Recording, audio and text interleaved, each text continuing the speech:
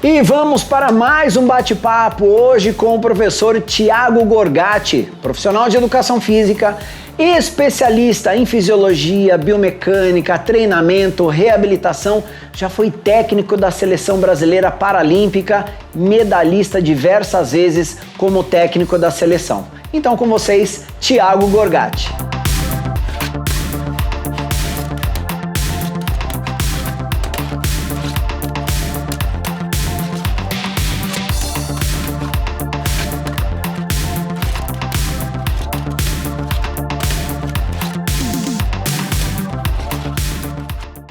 Bora, então vamos lá. Pessoal, é o seguinte, então, como já falado, Thiago Gorgati, justamente hoje o nosso assunto vai ser sobre os princípios de treinamento no paradesporto e o que é o paradesporto, qual é a necessidade do treinamento e que tipo de princípio a gente precisa ter. Então, fica aqui o amigo Thiago Gorgati, que tem um currículo invejável. Thiagão, seja muito bem-vindo e te agradeço demais por estar aqui batendo papo com a gente, cara. Fala, pessoal, tudo bem? Então, quando o Alexandre me convidou, eu fiquei super feliz, entusiasmado de poder falar de preparação física, de treinamento específico no paradesporto, independente de modalidade esportiva. Por quê? Porque eu, durante esses anos trabalhando com paradesporto, eu percebo uma certa limitação quando se pensa na periodização de treinamento dos atletas, porque vem muitos profissionais de diferentes modalidades, diferentes áreas, com um modelo engessado de preparação física, um modelo engessado de treinamento. E aí, eles seguem, sim, os princípios de treinamento, cada um seguindo um autor, né? Tem autor que fala que são 7 princípios de treinamento, tem autores que dão 10 princípios de treinamento. Tem de tudo, né, cara? Tem de tudo, todas as formas funcionam. Mas eles esquecem que eles estão no paradesporto e tem alguns princípios, como o princípio da individualidade biológica e da especificidade, que tem que dar uma atenção a mais. Por quê? O lado de volume, intensidade, todos os outros princípios que são básicos, eles não vão mudar. Mas quando a gente pensa na individualidade biológica, na especificidade das modalidades, tem que ter uma atenção diferenciada. Quando a gente fala na especificidade das modalidades, tem que ter toda a preocupação porque grande parte das modalidades são adaptadas. Então, uma vez que ela é adaptada, eu vou ter uma sobrecarga diferenciada no corpo do atleta. Thiago, né? eu vejo assim, partindo do princípio de treinamento, já começa a ter uma individualidade a partir da própria deficiência, correto? Exatamente. Visual, auditiva, motora, física, intelectual e assim por diante. Sabe por quê? Eu acho que é legal esse tema que a gente está abordando, sobre princípio de treinamento, justamente porque, por exemplo, para quem sabe um pouco do trabalho, né, que você faz, eu tenho certeza que alguém já deve ter falado, me dá aquele treinamento lá daquele cara lá, daquele campeão, né? Se vai funcionar ou não, cara, já é uma outra pegada, não é isso? Exatamente isso. Por isso que é a preocupação do princípio da individualidade biológica. Então, usando como exemplo exatamente isso que você disse, eu prescrevo muito treino de paraciclismo. Então, usando como exemplo isso que você falou, de pegar uma planilha de treinamento e tentar copiar, certo, né, é um erro muito grande por conta justamente mesmo sendo a mesma modalidade, né? O paraciclismo, por exemplo, é uma modalidade que eu prescrevo muito treino. Então, eu sei que tem planilhas de treinamento rodando por aí entre vários atletas. Entendi. Mas, imagina, se eu pego um cara de hand cycle, né? Que é aquela bicicleta deitada. Eu montei um plano de treinamento para ele. Então, pegando um atleta meu com lesão medular, eu sei que ele tem alteração na pressão arterial, eu sei que ele tem uma alteração de termorregulação pela altura da lesão dele, então ele não vai transpirar como uma pessoa comum, ele não vai ficar ruborizado, não vai ficar vermelho, porque ele não tem uma vasodilatação periférica que mostra que ele está em estado de fadiga, né? Eu sei que ele tem uma densidade mineral óssea reduzida abaixo da altura da lesão. Então, são uma série de fatores específicos do princípio da individualidade biológica que não adianta o cara pegar essa planilha e tentar fazer igual, porque mesmo que seja uma lesão medular também, se for de altura diferente, se for incompleta, tem tantas características que podem alterar e não vai ter o mesmo efeito, né? Porque não foi a escolha dos exercícios, do plano de treino, não foi pensado para ele. Correto. Né? Então, até, por exemplo, eu tenho atletas no paraciclismo com uma lesão muito alta, mais baixa. Se você olhar o treino, até a quilometragem, o tempo de treino, eu tento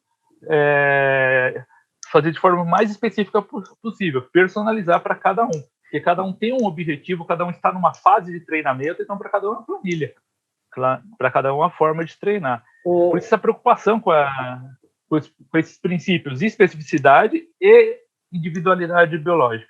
Thiago, deixa eu te perguntar, numa linha de treinamento, sem ser o esporte, sem ser o paradesporto, muito se faz um trabalho multidisciplinar e multiprofissional, né?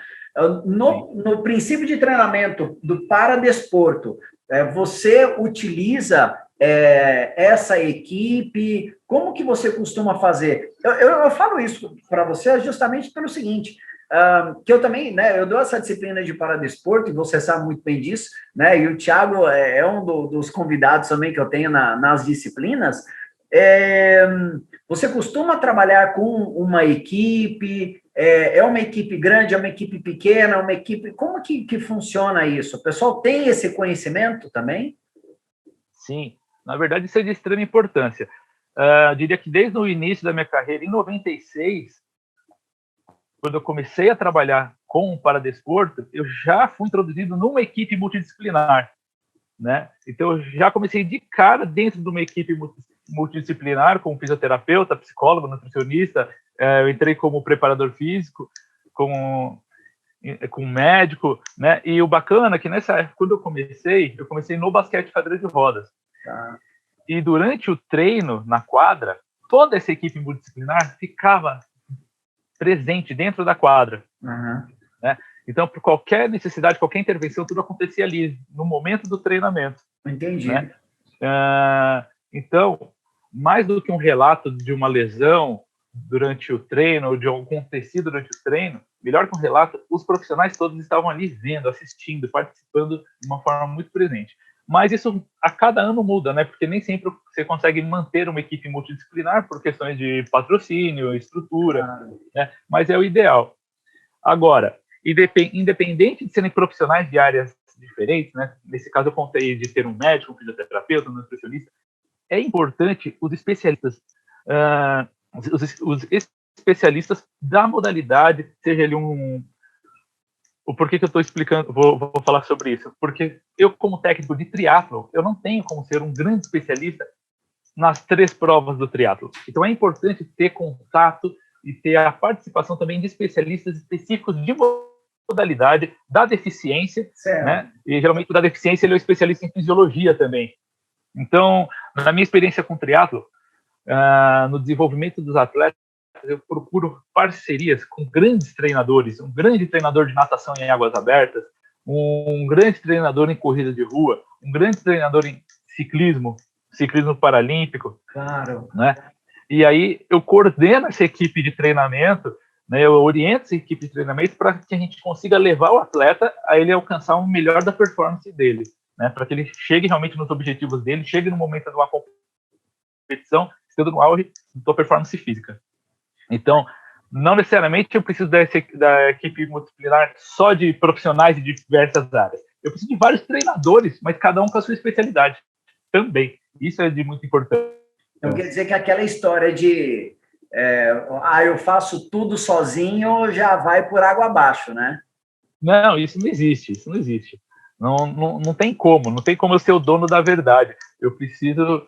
eu acho que a principal característica, a mais importante de um treinador é ter humildade para poder aproximar, trazer pessoas e dividir o seu problema com elas, né? O problema que é qual que é a melhor periodização, como é que eu vou fazer o atleta realmente chegar no objetivo dele, que é ser campeão e conquistar uma medalha. Que legal. E essa questão da periodização, a parte de treinamento, a escolha do método que vai ser utilizado, se faz um estudo, como já dito, do atleta, da modalidade, e aí faz uma preparação em cima disso. Dá uma ideia aqui para a gente, quanto tempo aproximadamente demora para fazer essa periodização? E eu vou te explicar o porquê.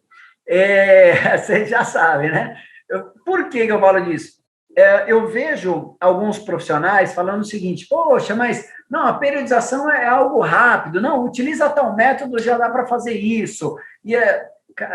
Ou seja, às vezes eles querem o resultado rápido, né? Mas que não demore a fazer a periodização. Mas quanto tempo mais ou menos você leva com um atleta da seleção? É assim, é feito um plano de trabalho. O plano de trabalho, é importante que toda essa periodização esteja dentro desse plano de trabalho. E esse plano de trabalho, assim como a periodização, ele não é fixo. Ele você tem que estar aberto a mudanças, porque vai dar coisa errada e você vai ter que alterar. Então, feito esse plano de trabalho, nesse plano de trabalho eu vou pensar com quem são os profissionais que eu preciso para me ajudar, quais são os locais de treinamento que eu vou utilizar para a preparação do atleta, e nesses locais de treinamento, que ferramentas eu vou ter em cada um deles, né? Fechado isso, aí eu vou começar a pensar na periodização. Aí na periodização eu vou pensar quais são as datas mais importantes, né? E o que eu quero chegar em cada uma dessas datas, né? Eu quero que o atleta alcance qual colocação, ele esteja em qual estágio da sua performance física em cada data. Aí começa a encrenca. Eu vou pegar esses profissionais, pensando na estrutura que eu tenho do plano de trabalho, para ver como é que a gente vai montar a rotina de treinamento. Que na maior parte das vezes as rotinas não vão dar certas, porque vai ter uma pandemia, vai ter sempre coisas que vão acontecer, vai até furar o pneu do carro, né? Tudo isso acontece e eu tenho que estar preparado para poder alterar. E como é que eu realizo isso da melhor forma possível? Eu tenho que ter um grupo que trabalhe comigo que tenha uma sintonia para que tenha uma boa comunicação. A sintonia de treinamento é fácil, agora a de comunicação é a mais difícil. Por quê? O difícil da comunicação não é você expressar o problema, é você saber ouvir o problema. Então, o técnico da natação vai me explicar o que está acontecendo, eu vou ter que saber ouvir, saber interpretar da melhor forma possível para poder dar uma resposta que essa resposta realmente seja construtiva para o desenvolvimento do atleta e para que esse treinador se sinta ainda mais motivado para poder orientar o atleta da melhor forma possível. E a mesma coisa com os outros treinadores que vão fazer parte dessa comissão, né? Os outros profissionais que vão fazer parte dessa comissão. Tem uma palavra aí, uma frase que você usou, que eu acredito que define bem, que é adaptabilidade, né? Então, exatamente. Por exemplo, você não adianta montar uma prescrição de treino, né? Vamos colocar assim, de treinamento, né? E querer seguir a risca. É óbvio que se der certo, beleza. Mas se não der, você tem que fazer o caminho que possa chegar ao objetivo comum, né? E para que isso aconteça, você precisa ter o conhecimento, precisa ter um jogo de cintura muito forte, né, Thiago? Justamente para não desanimar a equipe num contexto geral, né? Exatamente. Vou contar até uma historinha de um atleta. Eu tenho um atleta, foi o atleta Fernando Aranha, um dos maiores atletas do triatlo no país. Correto. Né? O atleta que mais conquistou resultados no triatlo paralímpico. E ele teve uma oportunidade de ouro, que foi passar um tempo na Holanda com o melhor atleta de triatlo do mundo, né? Tanto que ele ficou um mês lá, e aí, trocando figurinhas com ele, ele falou, porra, o que esses caras estão fazendo, que eles se mantêm o melhor do mundo por tantos anos? Certo. E ele falou assim, Thiago, de treinamento não muda tanta coisa, não tem tanta diferenciação, né? Entendi. Nitidamente, ele nasceu para coisa, ele falou. Então, se ele nasceu para coisa, é porque a individualidade biológica dele favorece ele na modalidade. Mas o que ele me chamou a atenção, que foi o que ele gostou mais dessa experiência dele, que ele viu como diferencial, está no plano de trabalho, que é ter estrutura. estrutura. Então o que aconteceu? Por que eu estou contando essa historinha? Eles tinham programado que naquele dia, naquele horário, eles iam para natação, para a piscina, para fazer o treino de natação. E foram. Chegou lá, sei lá qual o problema, eles não podiam usar a piscina. Mas não tem problema, como o plano de trabalho dele está bem organizado, ele já tinha o plano B. Ele saiu da piscina e foi para o lago. Lembrando que triatlo, ele vai nadar em águas abertas, né? Então ele já tinha o plano B, porque ele já tinha um outro local para o desenvolvimento da natação. Então, aqui seria um problema. Falou, puta, perdemos o dia de treino. Perdeu o dia, não tem mais o que fazer, volta para casa. Enquanto não arrumar a piscina, esquece. Sei lá qual foi o problema da piscina. Mas ali, imediatamente, chegou lá, não deu certo, não perdeu o dia, já foram para o lago. Por quê? Porque já está tudo planejado, tudo organizado. Né? Então, ele me falou desse diferencial. Lá eles têm realmente uma estrutura de treinamento que favorece.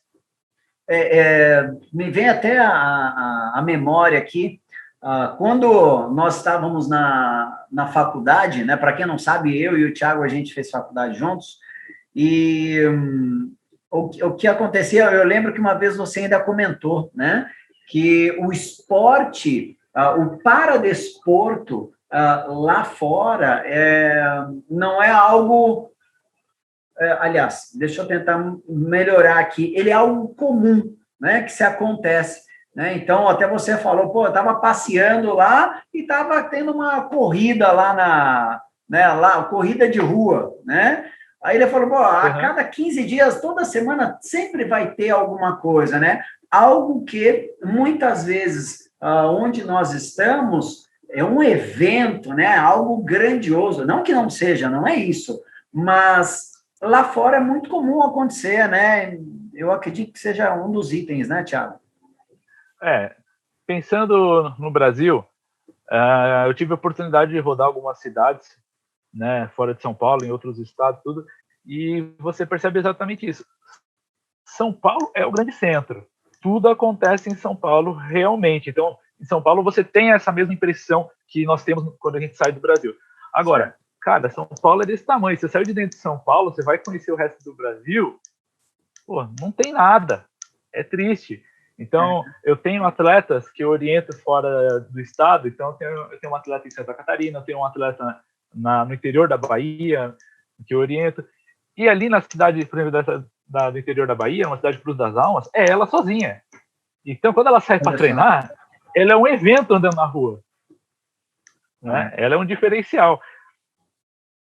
Então, infelizmente é triste, né? O esporte ainda está concentrado em São Paulo, parte do Rio de Janeiro, e não chegou em todo mundo ainda. Agora, Thiago, vamos lá. Você com o currículo que você tem e a experiência também, qual seria a saída para isso? Porque por mais que a gente esteja falando em princípio de treinamento, o que já é algo bem amplo, o que poderia ser feito para tentar mudar essa visão? Ou de quem que poderia ser feito isso?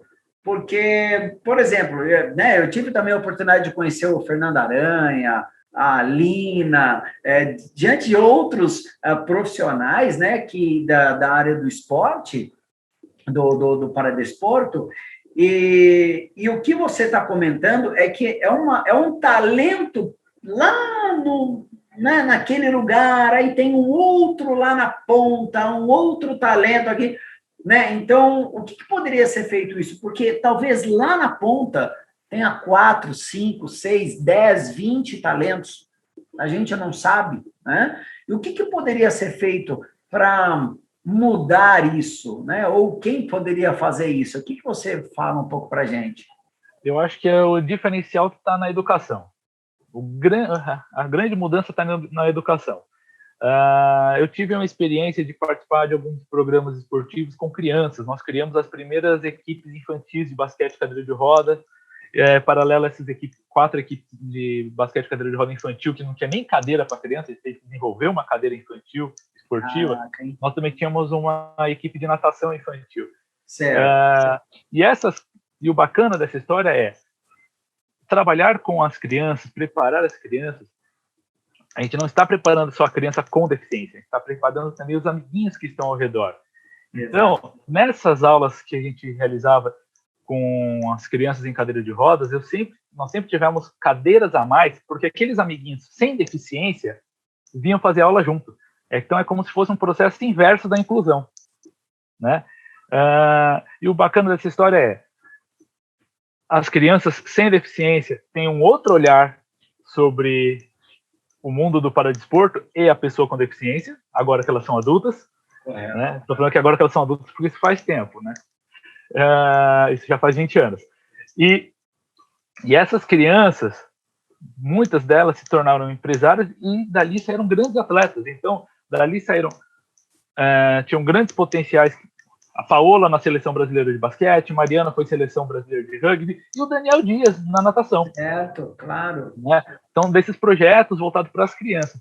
Então, eu acredito que o Comitê Paralímpico hoje está desenvolvendo um programa sensacional de difundir a informação para os profissionais de educação física por todo o Brasil, né? Paralelo a isso, eles antes de iniciar esse programa, eles já haviam fomentado um paradesporto escolar, uma competição escolar.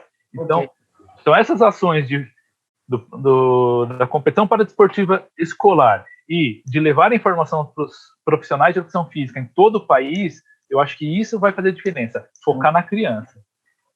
Entendi, é um dos pontos principais. Cara, eu corroboro com essa informação justamente porque, né, no meu ponto de vista, a sociedade ainda ela não tem um conhecimento da pessoa com deficiência, né? Partindo lá do princípio, né? Da pessoa com deficiência. Então, o simples fato de ajudar, né? Independente da deficiência, muitas vezes não se sabe como ajudar. A pessoa, ela quer ajudar, mas ela não sabe. E eu acredito que tendo uma base, né, do conhecimento do que é a pessoa com deficiência, havendo a necessidade ou não, isso facilita demais lá na frente, né? Então, acho que uma maneira de chegar de ser um facilitador esses programas esportivos para as crianças e fortalecer cada vez mais o desenvolvimento dos atletas. Por quê? Porque essas crianças, elas só vão continuar, elas só vão acreditar no que elas estão fazendo se elas tiverem aqui em cima os atletas como espelho, os atletas como uma esperança de vida, né? Então, tem um dos nossos atletas que a gente apoia, que ele tem paralisia cerebral e ele pedala. E ele conta que na infância dele, né, os pais fizeram uma série de atividades para o desenvolvimento da deficiência dele, tudo, mas ele queria pedalar. Desde sempre ele queria pedalar. E todo mundo achava que era impossível. Pô, mas você tem paralisia cerebral, você não pode pedalar. Né? E hoje, o ciclismo é o que dá valor para a vida dele, é o que faz ele isso, feliz, sensacional. Né? Então, ou ele trabalha, um super profissional de TI, mas ele fala que ele trabalha porque depois ele quer pedalar, que é o que dá vida a ele. E quando ele está em cima da bicicleta, se você olha ele pedalando, a deficiência não existe, você não vê nenhuma limitação em cima desse cara. Né? Isso é sensacional. Então, é importante isso, né? Fortalecer cada vez mais o desenvolvimento do atleta para que eles realmente possam espelhar essas crianças no desenvolvimento, assim, ó, existe uma limitação, tudo, mas ó, o teu futuro ali, você pode ser grande. E quando a gente desenvolve a criança com deficiência, a gente nunca pode esquecer que ela está sempre do lado de crianças sem deficiência que vão participar junto. Isso. Vão querer andar na cadeira de roda, vão pensar na cadeira de roda como um brinquedo, né? Vão esconder a muleta da criança ali na hora do recreio, porque elas são crianças, tem que deixar a criança ser criança e conviver entre elas. Né? Que legal, cara, que legal. Tiagão, eu acho que, não sei, aqui praticamente nosso bate-papo acabou, cara. Estourou o tempo. Estourou o tempo, não, mas foi algo bem tranquilo, bem legal mesmo. Cara, eu queria muito te agradecer por você doar esse seu tempo, né? Falando um pouco do conhecimento que você tem sobre o paradesporto, sobre você como técnico, né? Eu falo um pouco do conhecimento, mas, pelo amor de Deus, você é uma das referências aqui no Brasil falando de paradesporto. E cara, aí fica a teu critério aí, né? Uma palavra aí para a galera que nos ouve, que nos vê também, falando sobre, desde a periodização, desde o paradesporto, uma palavra aí para todo mundo, já te agradecendo por tudo. Vou falar tão rapidamente sobre treinamento. Eu acho que é importante, sim, todos os princípios de treinamento precisam constar numa periodização, mas não deixem de lado a preocupação com a individualidade biológica. Pô, se você pega uma criança com síndrome de Down, grande parte vai ter instabilidade atronotoxial, vai ter problemas de obesidade.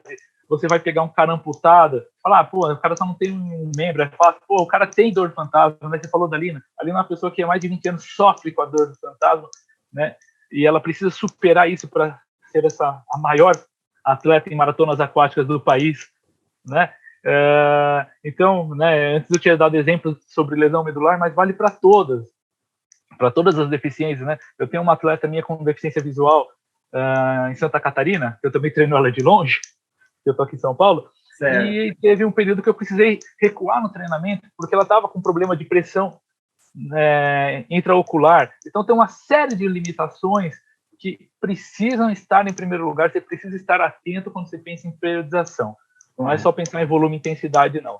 Tem que pensar em tudo. Mas eu acho que é isso, né?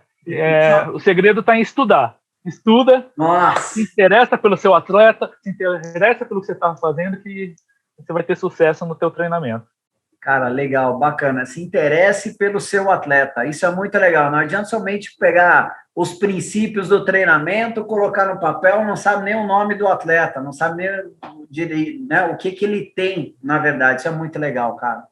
Conheça o diagnóstico, estude sobre o diagnóstico, entenda, né, e dê ouvido ao atleta, porque cada um é de uma forma, né, independente da lesão ou da deficiência que ele apresente. O segredo é estudar. Meu Deus, legal, hein, cara? Que bacana. Pessoal, então, basicamente, é isso. Thiago Gorgatti aqui com a gente. Cara, mais uma vez, muito, muito, muito obrigado mesmo. Sempre à disposição. Fortíssimo abraço. E a gente se vê, então, aí numa próxima. Tá bom? Eu que agradeço. Obrigado. Valeu. Tchau, tchau, gente.